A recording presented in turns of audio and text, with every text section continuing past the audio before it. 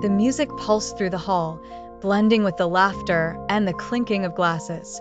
It was a masquerade party, and the anonymity of the masks granted everyone a dangerous sense of freedom. Marina walked through the room with measured steps, her silver gown swaying with every movement. The mask covering her face added to the mystery she carried with her.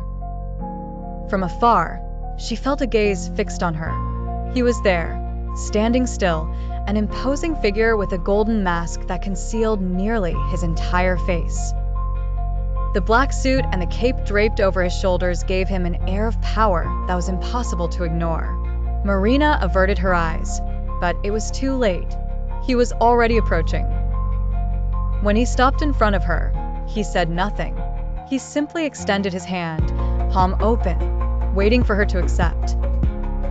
Hesitant yet intrigued, Marina placed her hand in his, feeling the warmth that contrasted with the coolness of the night air drifting in through the open windows. On the dance floor, the world seemed to shrink. Every turn, every touch, felt as if their bodies were speaking a secret language. Marina could feel his breath close as he guided her with precision.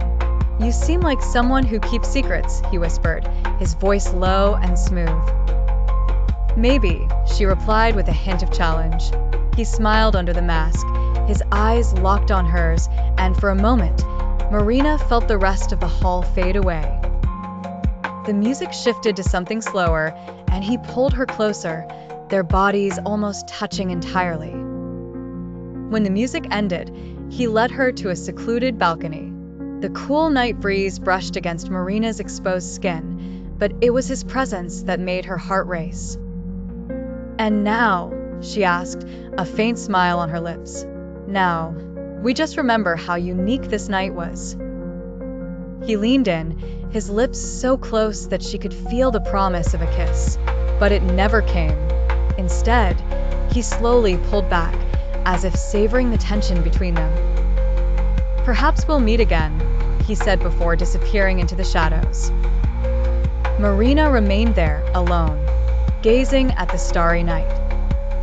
The memory of that dance and the almost tangible tension would be a secret she would treasure, a small keepsake from a night that felt like it belonged in a dream.